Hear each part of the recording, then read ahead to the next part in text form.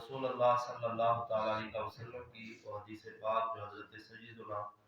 سلمان فارسی رضی اللہ تعالیٰ عنہ سے مروی ہے، وہ لمبی حدیث، اس کے اندر یہ الفاظ بھی موجود ہیں۔ رسول اللہ صلی اللہ علیہ وسلم نے ارشاد فرمایا کہ ماہ رمضان کے اندر 4 امور کثرت کے ساتھ کرو، 4 کام کثرت کے ساتھ ماہ رمضان کے اندر کرو۔ فرمایا ان میں سے 2 وہ ہیں کہ جن سے تم اپنے رب کو راضی کرو گے، اور ان میں سے 2 وہ ہیں جن سے تمہیں چھٹکارا نہیں، یعنی وہ 4 کام تمہیں جو ہے وہ کرنے ہیں ماہ رمضان کے اندر۔ فرمایا وہ 2 کام کہ جن سے تم اپنے رب کو راضی کرو گے، فَأَمَّا الْخَصْلَتَانِ اللَّتِي تُرْضُونَ بِهِمَا رَبَّكُمْ، جن سے تمہارا رب راضی ہو جائے گا۔ فرمایا وہ یہ ہے فَشَهَادَةُ أَن لَا إِلَٰهَ إِلَّا اللَّهُ وَتَسْتَغْفِرُونَهُ، اللہ رب العزت کے بارے میں یہ گواہی دینا، اسے وحدہ لا شریک ماننا،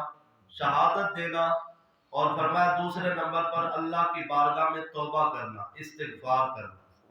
یہ وہ کام ہے جن سے تمہارا مالک راضی ہوگا، رب راضی ہوگا۔ رسول اکرم صلی اللہ علیہ وسلم نے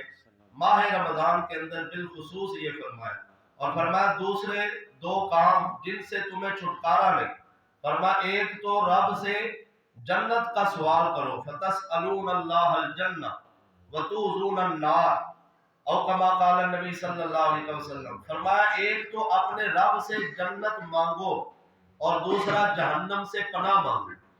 فرمایا یہ 4 کام رمضان کے اندر کثرت کے ساتھ کرنا، رب سے جنت بھی مانگنا اور جہنم سے پناہ بھی مانگنا۔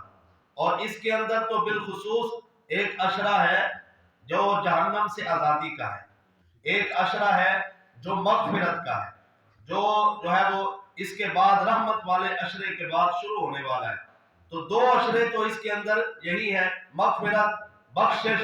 اور پھر جہنم سے آزادی۔ اور یہی رسول اکرم صلی اللہ علیہ وسلم نے اپنی امت کو تعلیم دی کہ یہ 4 کام کرنا۔ ان میں ایک کام فَشَهَادَةُ أَن لَا إِلَٰهَ إِلَّا اللَّهُ، یعنی شہادت دینے کے بعد پہلا کام کیا ہے؟ وَتَسْتَغْفِرُونَهُ، اپنے رب سے بخشش مانگنا، اپنے رب کی بارگاہ میں توبہ کرنا۔ تو ماہ رمضان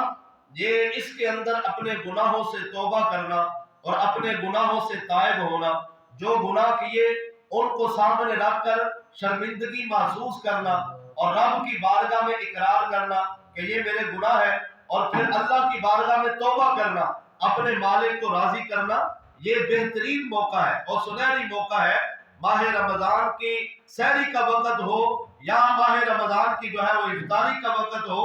اور رات کا وقت ہو، تہجد کا وقت ہو، یا کسی نماز کے بعد ہو، کہ ہم اپنے رب کی بارگاہ میں یکسوئی کے ساتھ اپنے گناہوں سے توبہ کریں اور آئندہ نہ کرنے کا اقرار کریں، پکا رب کی بارگاہ میں وعدہ کریں۔ حضرات گرامی قدر، رسول اکرم صلی اللہ علیہ وسلم نے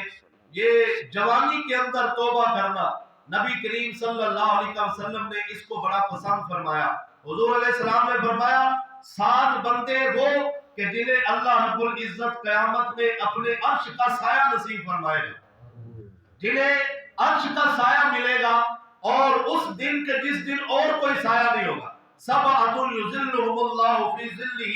یوم لا ظل الا ظلہ، او کما قال نبی صلی اللہ علیہ وسلم۔ فرمایا 7 قسم کے افراد ہیں جنہیں قیامت میں رب کی رحمت کا سایہ نصیب ہوگا، سایبان نصیب ہوگا، اس عالم میں کہ جو کڑکتی دھوپ ہوگی، ہر بندہ سایہ تلاش کرے گا لیکن اپنے پسینے کے اندر ڈوب رہے ہوں گے۔ فرمایا 7 قسم کے لوگ ایسے ہیں جنہیں اللہ اپنے عرش کا سایہ دے دے گا، عام سایہ نہیں بلکہ اپنے عرش کا سایہ عطا فرمائے گا۔ فرمایا ان میں سے ایک بندہ وہ وشاب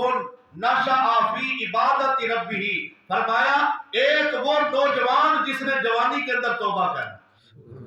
نوجوان جو جوانی کے اندر اپنے رب کی بارگاہ میں حاضر ہو گیا۔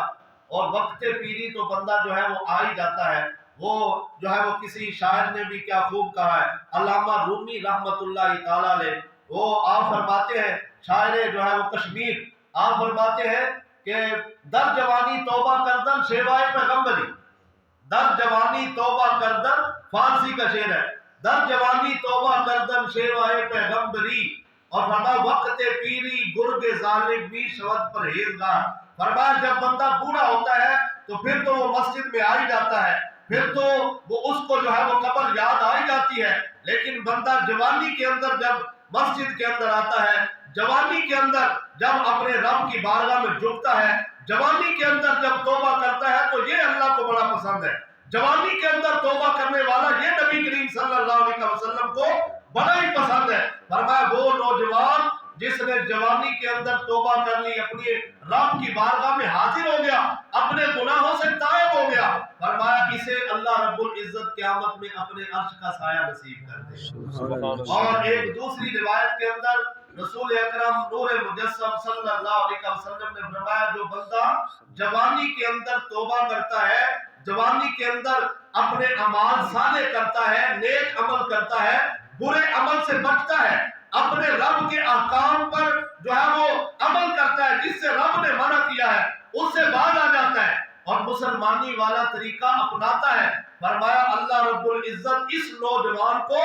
70 صدیقین کا ثواب عطا فرماتا ہے۔ سبحان اللہ۔ ایک صدیق جس کی تعریف اللہ رب العزت قرآن میں کرے کہ یہ صدیقین کی جماعت ہے، نبیوں کے بعد صدیقوں کا درجہ ہے، فرمایا 70 صدیقین کا ثواب اس نوجوان کو ملتا ہے جو جوانی کے اندر اعمال صالحہ کرتا ہے۔ حضرات گرامی قدر، یہ جو ہے وہ جوانی کے اندر توبہ کرنا، جتنے ہمارے اولیاء کرام ہیں، جتنے ہمارے اسلاف ہیں، اگر ان کی زندگیاں پیچھے ہم دیکھیں گے تو ہمیں کئی ایسے ملیں گے جنہوں نے صرف جوانی کے اندر توبہ کی تو اللہ کو پسند آ گئی، اللہ رب العزت کو پھر ایسے پسند آئے کہ اللہ نے اپنا قرب عطا کر دیا، اللہ نے ولی بنا دیا، زمانے میں آج ان کا نام ہے، جیسے کہ جو ہے وہ بشر حافی رحمت اللہ تعالیٰ نے، حضرت بشر حافی جو شراب کے اندر مست رہتے تھے اور شراب پیتے تھے، اپنا شراب کھانا تھا اور یہ نشے کے اندر ہر وقت مست ہے، لیکن اللہ رب العزت کو ایک ادا پسند آ گئی کہ انہوں نے اللہ کے نام کا احترام کیا، انہوں نے بسم اللہ شریف کا احترام کیا اور اس کو یہ باادب طریقے سے، اچھے طریقے سے خوشبو لگا کر اس کاغذ کے ٹکڑے کو بلند مقام پہ رکھا اور کہا تیرا مقام یہ نیچے پاؤں کے نیچے نہیں بلکہ تیرا مقام تو بڑا بلند ہے، تو اللہ کا نام ہے، تو اللہ کے نام کی تعظیم کی، دل کے اندر خوف خدا پیدا ہوا، اللہ رب العزت نے ایسا پسند فرمایا، ان کی توبہ قبول ہو گئی، خالق کائنات عز و جل نے ان کو سلام بھیجا اس بندے کو کہ جو ہر وقت یہ نشے کے اندر مست رہتا تھا، لیکن اللہ رب العزت کو یہ ادا پسند آئی اور پھر انہوں نے جوانی کے اندر جب توبہ کی، رب کا سلام آیا نا، پھر انہوں نے پکی توبہ کی، صدق کے دل سے توبہ کی، یا اللہ میں تو گناہوں کے اندر ڈوب رہا تھا، تو نے کرم کیا، تو نے اپنی رحمت سے نواز دیا، مجھ جیسے گناہگار کو بھی تو نے سلام بھیج دیا، اب انہوں نے اپنے گناہوں سے توبہ کی، شراب کھانا ختم کیا، آئندہ پکی صدق کے دل سے توبہ کی، تو اللہ نے کتنا نوازا، بشر حافی کہا جاتا ہے، اور حافہ یہ کہتے ہیں ننگے پاؤں چلنے والا، حضرت بشر ننگے پاؤں چلتے تھے، تو جس راستے سے گزرتے تھے نا اس راستے کے اندر جانور بھی پیشاب نہیں کرتے تھے، اس راستے کے اندر جانور بھی پیشاب نہیں کرتے تھے کہ یہاں سے حضرت بشر حافی کا گزر ہونا ہے، ان کے پاؤں کہیں گندے نہ ہونے، یہ مقام ہے، یہ اللہ رب العزت نے ان کو جو ہے وہ رتبہ عطا فرمایا کہ آج بشر حافی کو کوئی شرابی نہیں کہتا، آج بشر حافی کو کوئی گناہگار نہیں کہتا، بلکہ اللہ کے ولیوں کے نام ان کا جو ہے وہ ان کی فہرست میں ان کا نام آتا ہے۔ تو اس لیے جوانی کے اندر توبہ کرنا اور ماہ رمضان کے اندر پھر اللہ کی بارگاہ میں جھک جانا، اپنے گناہوں سے تائب ہو جانا، یہ بڑا حسین موقع ہے۔ اللہ رب العزت کی بارگاہ میں دعا ہے کہ رب العزت ہمیں سمجھ کی اور عمل کی توفیق عطا فرمائے۔